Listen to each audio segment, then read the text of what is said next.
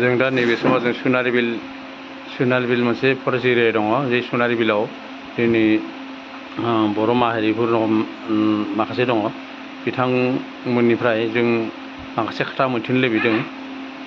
बिथांमोना बे ओनसोलाव थानो हागोन ना हाया बेखौनो दा आदाया रायज्लायनाय।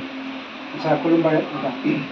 जों गलाघाट डिस्ट्रिक्ट बाक्सा गौथुमनि जानानै एसे ओरैनो जोंथ' आरो मा खालामनो हानो, ओरैनो थरथाबो एसे सुलुग लाफैनाय जादों। मिथिनो फैदों आरो मा जादों। आच्चा, बेयाव बर'फ्रा खै न'खरसो दं? बर'आथ' बेयाव फामुआजों आरो जों फिथाइ थानायजों आरो 42 खर दङ। 42 खर दङ जोङो। अनटलानि बिसोरो फामुआ बिजायनोबा बिसोरो आरो जों आरो फामु नङै माने फिथाइ फाथिना थानायजों 42 खर दङ गासै। आच्चा, बेसे गोबाव जाखो आदा नोंसोर बेयाव? जों बेयाव थांनाया 2010 सन 2010 एबेक्सन जादोंमोन। 11 सनाव हाबदों आं बेयाव। एबेक्सन 10 आरो खनसे एबेक्सन जाबाय। ओमफ्राय दा बे एबेक्सननि माबा होदों नटिस, ओमफ्राय बेयाव माबाफोर सानलायलायदों नामा नोंसिनि बे एरियानि? ओमफ्राय जोंनि बे खन्दआव एबेक्सन जानायनिथ' सम्भाबना गैया। मानो होनना बुङोब्ला जोङो मुखुमजों सावरायदों आरो लोगोसे प्रदीप सरकारजों सावरायदों जोङो। जे जेरैब्लाबो जोंनि बे 1 नम्बर सोनारि बिला जाहाथे खुनु खैफोद एबेक्सन जानो हाया, जाहाथे जायोब्ला ओरैहाय सोनारि बिल टापुआ ओरै जाथों ओरै होननानै माने जों सावरायलायदों आरो जेनेबा। बेनिफ्राय दा साংबादिक फैगासिनो दङ आरो ओरैनो केमेरा खेबगासिनो दङ। ओरैनो जागोन दा ओमफ्राय टापुआ जागोन नामा? मा फरेस्टनि मानसि फैदोंमोन नामा? फरेस्टआबो फैदों फैनाया, होमब्लाबो बे माने खिलुनजाखौ जोंनि सिफायबाखिना खिलुनजाखौ खालामा जेबो माबा।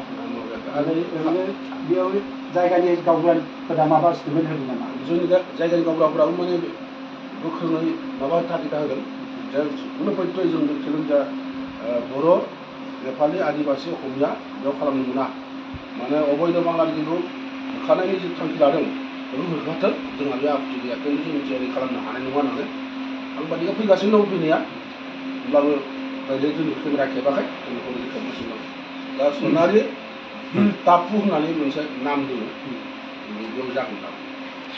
मा नाम? सोनारि बिल टापु। सोनारि बिल टापु। बै बांगाल एरिया। जोंनिया 1 नम्बर सोनारि बिल बे जानाय नङा। आच्चा, 1 नम्बर। गोजोननाय थाबाय। दा आदानि नामा? आंनि नामा जयलाल बसुमतारी। जयलाल बसुमतारी। आच्चा, जों बेयाव गिदिंनानै मोनफैबाय जे सोनारि बिलाव जयलाल बसुमतारीजों दान्दिसे मोगा मोगि लानानै मिथिनो मोनबाय जे बिथांमोननिफ्राय बे एरिया माने इलेक्सननि सम्भाबना गैया। गोजोननाय थाबाय बिथांनिफ्राय। खुलुमबाय।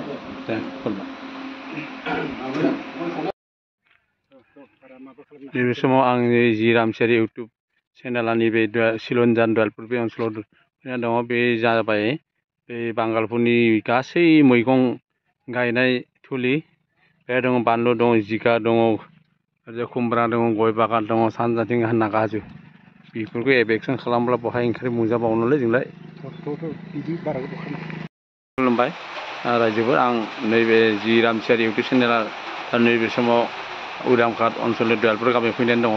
दा जों एसे माबा मोनसे मिथिनो होननानै फैदोंमोन। दा जों सिसुपाननिफ्राय फैनानै बाथौ गौथुम जानानै एसे खोथा मिथिनो फैदों। दे आदा, खुलुमबाय। आदानि नामा? आंनि नामा धरन हाजो। गामिया? ओमफ्राय जों दा खोनानो मोन्दों एबेक्सन जागोन होननानै। दा नोंथांमोननि जायगायावबो बेयाव गोलैदों नामा एबेक्सना? दा बर्थमान जों बेयाव गम मोनथाराखै। ओमफ्राय ओरैनो बबेथिं एबेक्सन जागोन बायदि? दा जोंनि बे साइडनिफ्रायनो जागोन। बे जे माखासे माने मुस्लिम मानसिफोर दङ। जायगाया मा जायगा हले? माने बे माखासे पिटाघाट गोलैयो। पिटाघाट ना? पिटाघाट गोलैयो आरो 2 नं दक्षिण दयालपुर दं। 2 नं दक्षिण। थांगोन आरो ना। दैमा सेर सेर। बिनिफ्राय जेसेबां मुस्लिम दं बे माखासेखौ माने बुंदों मा बुङो, ड्रनजों जेनेबा साफा खालामदों आरो। ड्रनजों साफा खालामनानै जेनेबा ओरै थांगासिनो दं बिसोरो। बेनिफ्रायनो 1 नं मधुपुर, 2 नं मधुपुर, 3 नं मधुपुर, दलनि बोथार माथो? दलनि बोथार। बे माखासेखौ खालामजोबदों। खेरबारि। खेरबारियाबो। बिद्यापुर साइड दं। माखासेखौ खालामगोन होननाय खोनादों आरो ना। आरो जेसे माबा दं करिघाट ना आरो बेनिफ्राय बिथिं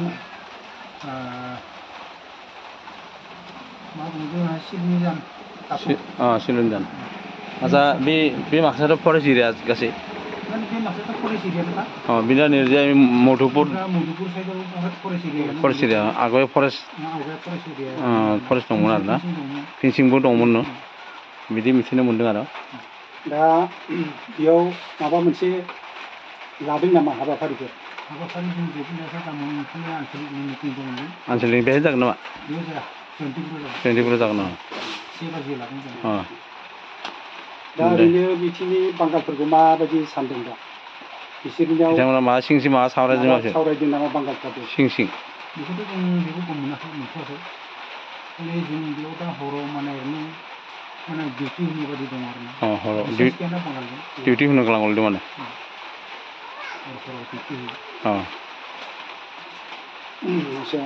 जों बारा गोबाव खालामनाया दा जों गोलाघाट जिल्ला शिशु केन्द्र दाखौ बुथुमनि जानानै बेखौनो जोंथ' आरो मा खालामनो हानो होमबाबो जों एरियायाव गोलैदों नालाय सथिक बबे बर' गामिफ्रा गोलैमारदों नामा बेखौ ओरैनो जों सोंफिनलाबायफिननाय जाबाय आरो जेबो रावनोबो अबजेक्सन होआखै जेबो जानो होआखै जों जेबो बुंथ'नो हाया आচ্ছা दानिया रोजा साबायखर बावनो थाखाय बिथां कामरा आदानिसिम जों आरो एसे ओरैजा दावख'नोसै मधुपुर दलनि बथार ओरैजाय जों थांगासिनो दङ जों दा थांनानै बिद्यापुर सहैगोन बेनिफ्राय खेर'नि सहैगोन दा जों थांगासिनो दं आरो